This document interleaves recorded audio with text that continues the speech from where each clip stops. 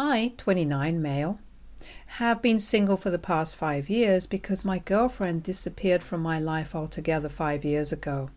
Since then, I've been single and haven't even tried to talk to any other woman because I've still held out hope that someday she might come back to me. I was with my girlfriend since senior year of high school, so she and I were together for almost 6 years before she vanished. We stayed together throughout college, even though we could only meet once or twice a month because of the distance. My girlfriend and I had a happy relationship. In my head, at least. And on my 24th birthday, I was about to ask her to marry me, surrounded by our friends and families. But then, the day before my birthday, she literally disappeared. She said she was going to be late coming home from work, so I waited all night. But she never came back.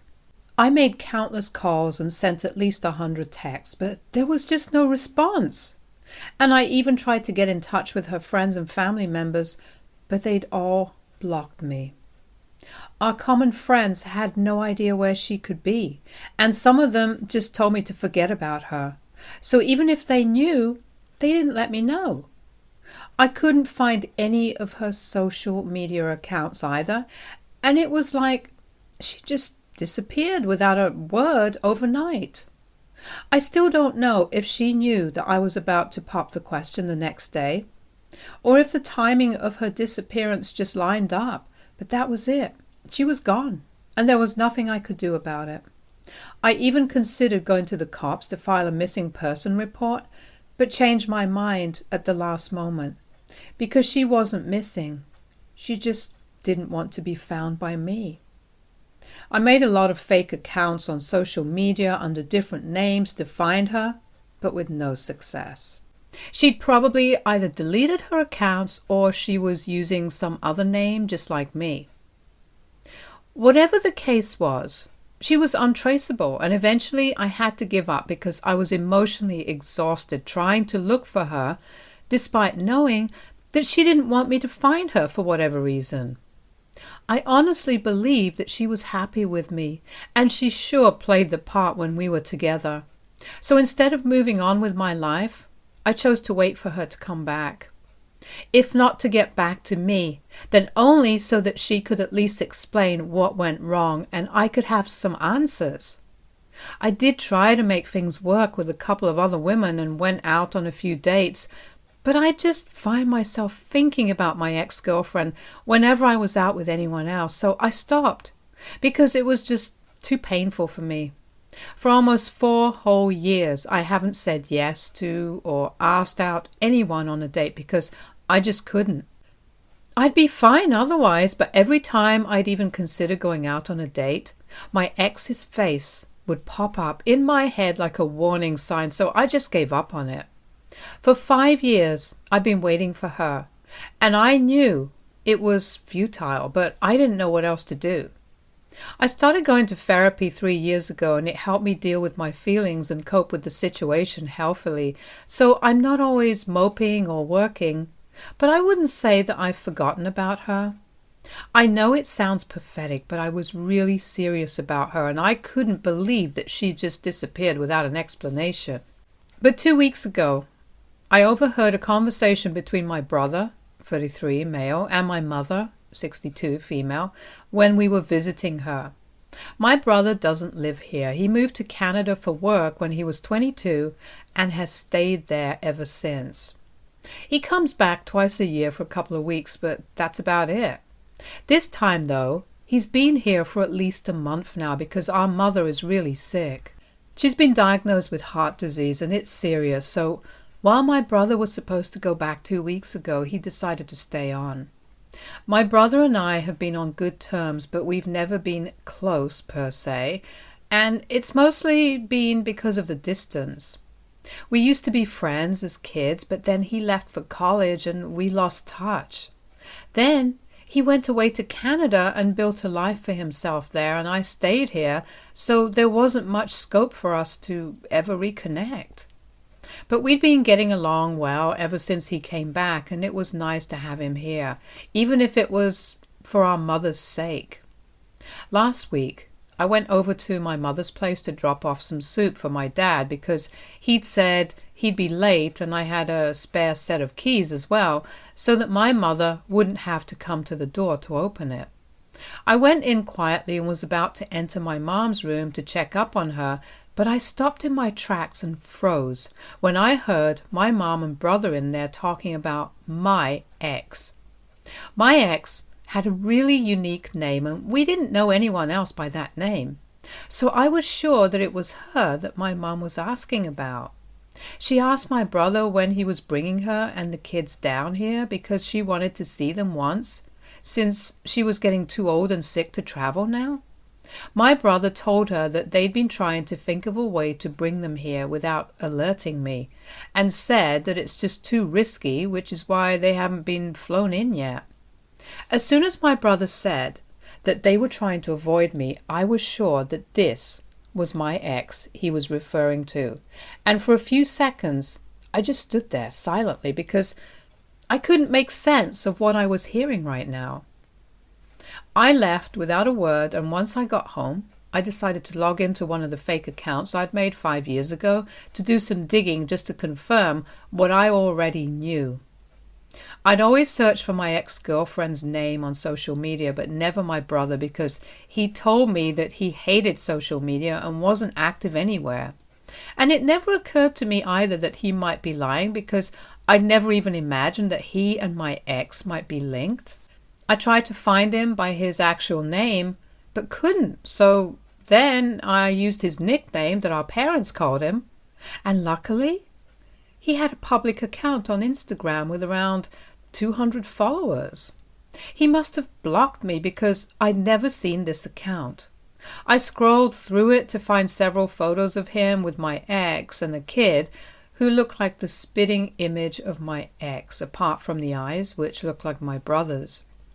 I think I must have just sat there and wept for an hour, because this is where she'd been all along, and everyone had known, but they'd helped my brother cover up instead of telling me the truth.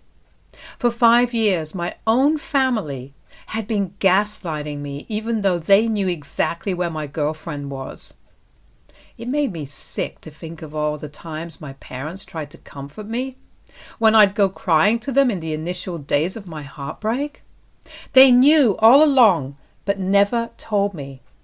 And it was sickening. And as for my brother, I couldn't even believe that he had the audacity to steal the life that was meant to be mine from me, and then come back here and pretend to be my friend every single year after that. I was disgusted, and I just wanted to cut them out of my life entirely. I didn't want to see any of their faces ever again. But before I did that, I decided to leave them all a little message, because I wasn't going to just disappear like my ex did. I wanted them to know that I knew what they'd done, and I was never going to forgive them for it. They'd ruined my life, and for 5 years they'd refused to do anything to help fix things either. Oh, I'd also found my ex's account from my brother's account, and she'd used a completely different name, so obviously I hadn't been able to find her earlier. The funny thing was, this name was one of the nicknames I used to call her way back when we first started dating, but she told me that she hated it, so I stopped. And it never even occurred to me to try searching for that name either. So make of that what you will. But I sent everyone the same message, and it was just one line. I told them that I knew what they'd done, and all I wanted to ask was why. That's it. Because that's all I really wanted to know. These people were my family, my home, and they were supposed to be the ones helping me out in times of trouble, but instead, they'd chosen to hide things from me, lie to me, and just make a total fool out of me. I thought that I'd feel better after sending that text, but I didn't. So I ended up calling up a few of my friends from back in high school, went to the nearest bar, and got so drunk that I had to be carried back home. I was in such a state that I didn't even go to work for the next 2 days. It wasn't just the hangover or the binge drinking, but the pain and betrayal 5 years had passed and nobody thought that they owed me the truth, or an explanation, or some closure at the very least. It felt like I was going to drive myself crazy thinking about all that was going on, and so I didn't even check the messages that my family had sent me in response to what I texted them. I'd also texted my ex on her Instagram account because I didn't have her number, but she didn't respond to me at all until yesterday. She sent back 2 paragraphs explaining that she was married and even had a child now, so the fact that I even found her account and texted her was really inappropriate.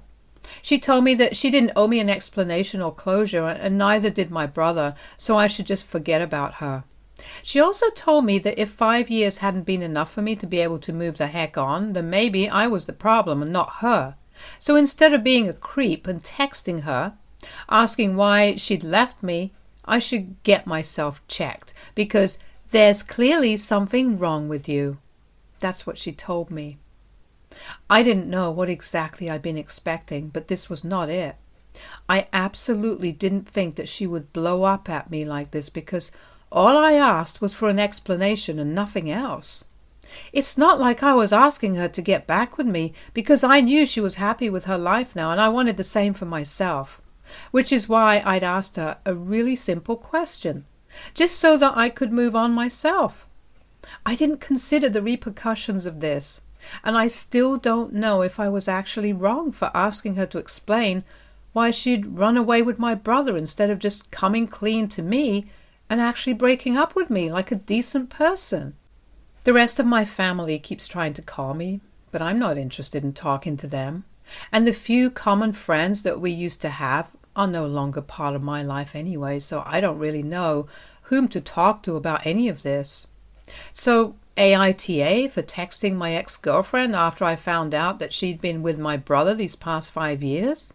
After she disappeared without an explanation? Update 1. It's been a week since I posted, and I haven't been able to post further updates because I was too busy catching up on all the work that I'd missed. I realized that even though I wasn't exactly wrong for texting my ex and asking her for an explanation, I did realize that it was all pointless. She was just a horrible human being who cheated on me with my brother despite being with me for 6 years, and then left without a word to start a family with him. That was how it was, and I needed to accept that this knowledge was all the closure I was going to get. For the first couple of days before she texted back, I didn't know how to feel because it was all so overwhelming. But now I feel considerably better regarding this situation.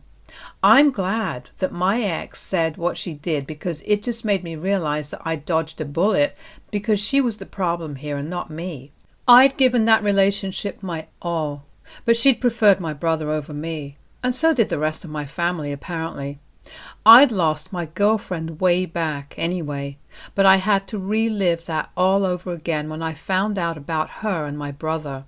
And this time, the loss was much greater, because not only did I feel like I was losing my girlfriend, but I was also losing my family. They'd betrayed me and continued to betray me every single day for 5 whole years. I swear I wouldn't even wish that upon my worst enemy, because I'd been nothing short of an emotional wreck these past few days. Even my therapist seemed surprised when I told her what had happened, so it's pretty bad. I still haven't responded to my family, and I don't think I'm even going to read their texts, because there's just no point. There's nothing that they can say or do at this point to make things right. Not anymore. I know my mother's sick right now, but after what happened, I don't know if I'll ever be able to forgive her. The only thing I can do right now is try to move on. Update 2. Hi everyone. My a-hole brother came to my house today to have a civilized discussion about our situation. That's what he said while waiting outside my house, calling me immature and juvenile because I refused to let him in. It's been 3 whole weeks since I overheard my mom and brother talking and found out the truth since then. And they'd all been texting me to try and get me to talk to them, but I hadn't even opened their text to check out what they'd been saying. let alone respond to them. So as a last resort, my brother came to talk to me today. I didn't even understand why they were all so desperate to get me to talk to them, because as far as I was aware, my family only cared about my brother, or else they would have been honest with me from the beginning. So there was no need for them to act so desperate now, just so that I wouldn't cut them off, because I knew they didn't care about me as much as they did about my brother. My brother kept trying to reason with me. He kept telling me that he and my ex had fallen in love on one of his visits back home, and they tried to stay apart, but it didn't work, so they just had to run away, and my parents kept it a secret so that my feelings wouldn't be hurt. The plan was to let me know once I found someone as well, so that I'd at least be able to have some emotional support. I don't know why he thought that would be a better option than just being honest with me from the beginning. Imagine I had actually found someone in these past 5 years, and then they came clean to me about what had happened. That would have 100% ruined my existing relationship at the time.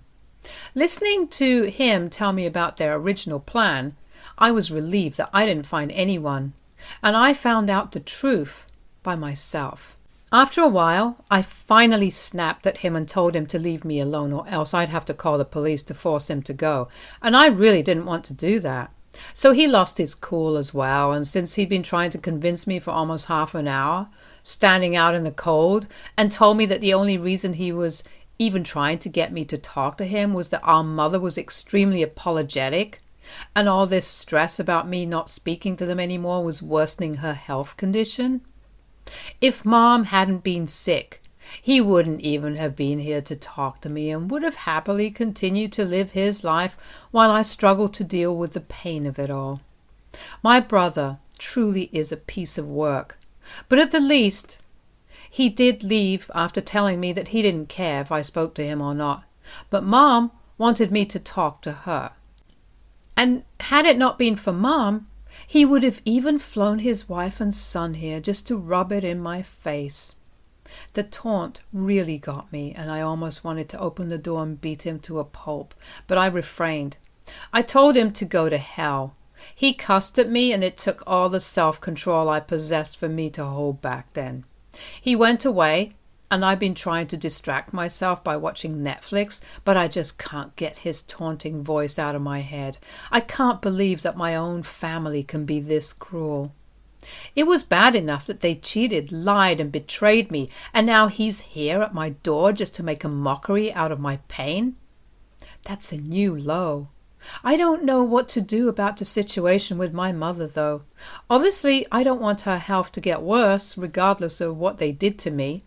Maybe I'll have to talk to her at some point, because I don't want a guilty conscience if her condition gets worse.